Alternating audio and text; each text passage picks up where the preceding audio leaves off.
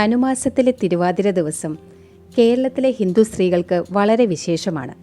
ഭർത്താവിന് വേണ്ടി നോമ്പ് നോൽക്കുന്ന ദിവസം.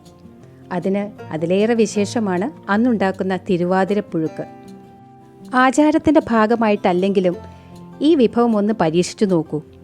എല്ലാവർക്കും ഇഷ്ടമാവും. അത് തന്നെയല്ല, വളരെയധികം ന്യൂട്രീഷ്യസ് ആയിട്ടുള്ള ഒരു ഫുഡും കൂടിയാണിത്.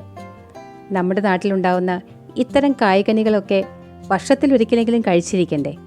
ഈ കിഴങ്ങ് വർഗ്ഗങ്ങളെ ഒന്ന് പരിചയപ്പെടാം. ഇതാണ് കാച്ചിൽ.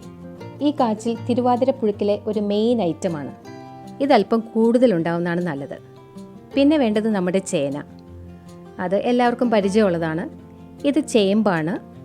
ഇതൊക്കെ നമ്മൾ വല്ലപ്പോഴും മാത്രം കഴിക്കുന്ന സംഗതികളാണെങ്കിലും വളരെയധികം ഗുണമുള്ള സാധനങ്ങളാണ്. ഇനി 1 കപ്പ് വൻപയർ ഞാൻ വെള്ളത്തിൽ കുതിർത്ത് വെച്ചിട്ടുണ്ട്. ഇതൊരു അരമണിക്കൂർ കഴിയുമ്പോൾ കുക്കറിൽ വേവിച്ചെടുക്കാനുള്ളതാണ്. അതുകൂടി ഇതിൻ്റെ കൂടെ വെച്ചുവെന്ന് മാത്രം. പിന്നെ വേണ്ടത് കൂർക്കയാണ്. വളരെ സ്വാദിഷ്ടമായ ഒരു കിഴങ്ങാണ് കൂർക്ക. പിന്നെ ഞാൻ എടുത്തിരിക്കുന്ന മധുരക്കിഴങ്ങാണ്, സ്വീറ്റ് പൊട്ടറ്റോ. എല്ലാവർക്കും ഇഷ്ടപ്പെടുന്ന ഒരു സംഗതി തന്നെയാണ് സ്വീറ്റ് പൊട്ടറ്റോ. ഇതും നമുക്ക് ഈ ഒരു തിരുവാതിര പുഴുക്കിൻ്റെ ഭാഗമാക്കാം. പിന്നെ മണ്ണിനടിയിലല്ലാത്ത ഒരേ ഒരു സംഗതിയേ ഉള്ളൂ, അത് ഏത്തക്കായാണ്. ഒരു കായും എടുക്കാം. ഇത് ചെറുകിഴങ്ങാണ്. ഇതും ഒഴിവാക്കണ്ട, കിട്ടിയാൽ ഇട്ടോളൂ. അങ്ങനെ അത്യാവശ്യം ചില കിഴങ്ങുകളൊക്കെ ഞാൻ വാങ്ങി വെച്ചിട്ടുണ്ട്. ഇനി ആദ്യം തന്നെ നമുക്ക് പയറൊന്ന് വേവിച്ചെടുക്കാം. കുക്കറിലേക്ക് ഇട്ട് കൊടുക്കുക. ഇപ്പം ഞാൻ ഉപ്പോ മഞ്ഞൾപ്പൊടിയോ മുളക് പൊടിയോ ഒന്നും ചേർക്കുന്നില്ല. 2 ഗ്ലാസ് വെള്ളം ഒഴിച്ച് വെറുതെ ഒന്ന് വേവിക്കാം, ഒരു 2 വിസിൽ വരുന്നവരെ. അപ്പോഴൊരു 3/4 വേവ് ചിലപ്പോൾ ആയിട്ടുണ്ടാവുള്ളൂ, അത് കുഴപ്പമില്ല. ഇനി തേങ്ങയാണ് മെയിനായിട്ടുള്ള ഒരു ഐറ്റം. ഇത് ഒരു മുഴുവൻ തേങ്ങയുണ്ട്, 2 മുറി തേങ്ങ. തേങ്ങ കൂടുതലുണ്ടെങ്കിലാണ് കറിക്ക് സ്വാദ് വരൂ. കൂടുതലുള്ളതുകൊണ്ട് തന്നെ മിക്സിയുടെ വലിയ ബൗളെടുക്കാം. അതിലേക്ക് തേങ്ങ ഇട്ട് കൊടുക്കാം. അതിലേക്ക് ഒരു 3 പച്ചമുളക് ഇട്ട് കൊടുത്തിട്ടുണ്ട്. കുറച്ച് കുരുമുളക്, ഒരു 1/2 ടീസ്പൂൺ മതി, കൂടണ്ട. 1 ടീസ്പൂൺ ജീരകം ഇട്ടിട്ടുണ്ട്. ഉള്ളി വെളുത്തുള്ളി ഒന്നും നമ്മൾ ഉപയോഗിക്കുന്നില്ല. ഒരു 3-4 കറിവേപ്പില ചേർക്കാം. അല്പം വെള്ളം ഒഴിച്ചതൊന്ന് അരച്ചെടുക്കുക. വല്ലാതെ അരയണ്ട, നമ്മൾ എരിശ്ശേരിക്കൊക്കെ അരയ്ക്കുന്ന ആ ഒരു പാകത്തിന് അരഞ്ഞാൽ മതി.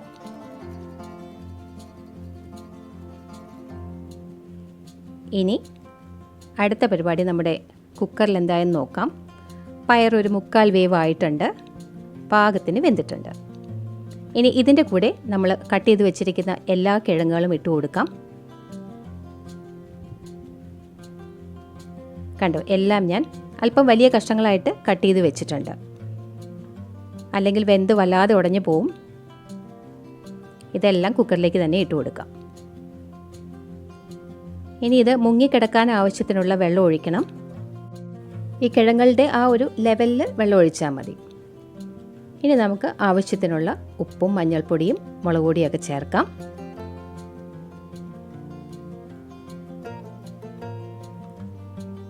മഞ്ഞൾപ്പൊടി നേരത്തെ കുറിച്ച് ചേർത്തിട്ടുണ്ട്, എന്നാലും അല്പം കൂടി ചേർക്കുന്നുണ്ട്. ഒരു 1/2 ടീസ്പൂൺ മുളക് പൊടിയേ ചേർക്കുന്നുള്ളൂ, കാരണം നേരത്തെ നമ്മൾ കുരുമുളകും പച്ചമുളകും എല്ലാം ചേർത്തിട്ടുണ്ടല്ലോ. എരിവ് നോക്കിയിട്ട് പിന്നീട് വേണമെങ്കിൽ ചേർക്കാം. നല്ലപോലെ മിക്സ് ചെയ്ത് വെച്ച് അടച്ചു വെച്ച് വേവിക്കുക. ഒരു 2 വിസിലാവുമ്പോൾ ഓഫ് ചെയ്തിടുക. ഇപ്പോൾ 2 വിസിലൊക്കെ വന്ന് സ്റ്റീമൊക്കെ പോയിട്ടുണ്ട്. കണ്ടോ, എല്ലാം കറക്റ്റായിട്ട് വെന്ത് വന്നിട്ടുണ്ട്, എന്നാലൊന്നും ഉടഞ്ഞു പോയിട്ടുമില്ല. ഇനി ഇതിലേക്ക് നമ്മുടെ അരപ്പ് ചേർത്ത് കൊടുക്കാം. തേങ്ങയും പച്ചമുളകും ജീരകവും കറിവേപ്പിലയും കൂടി ചേർത്ത് അരപ്പ്.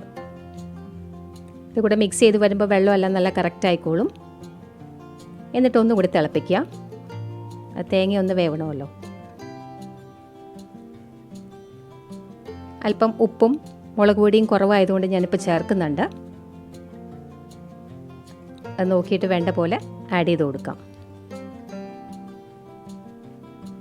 ഇനി ഇത് നല്ലപോലെ ഒന്ന് തിളക്കട്ടെ. ഈ പുഴുക്ക് ഇങ്ങനെ തന്നെ കഴിക്കാം. അതല്ലെങ്കിൽ നുറുക്ക് ഗോതമ്പ് കൊണ്ട് ഉണ്ടാക്കുന്ന കഞ്ഞി, അതാണ് തിരുവാതിര സമയത്ത് ഉപയോഗിക്കുക. അതിൻ്റെ കൂടെയാണ് ഈ പുഴുക്ക് കഴിക്കുക. അല്പം പച്ച വെളിച്ചെണ്ണ ഒഴിച്ചു കൊടുക്കാം. കറിവേപ്പിലയും ചേർക്കാം. അതല്ലാതെ കടുക് താളിക്കൽ പരിപാടിയൊന്നും വേണ്ട. അപ്പോൾ നമ്മുടെ തിരുവാതിര പുഴുക്ക് റെഡിയായി കഴിഞ്ഞു. വളരെ സ്വാദിഷ്ടമാണ്. ഇത് ഉണ്ടാക്കാൻ പറ്റുന്നവരെല്ലാം ട്രൈ ചെയ്യണമെന്നാണ് എൻ്റെ അഭിപ്രായം. ഉണ്ടാക്കി നോക്കൂ, ഫീഡ്ബാക്കും തരുമല്ലോ.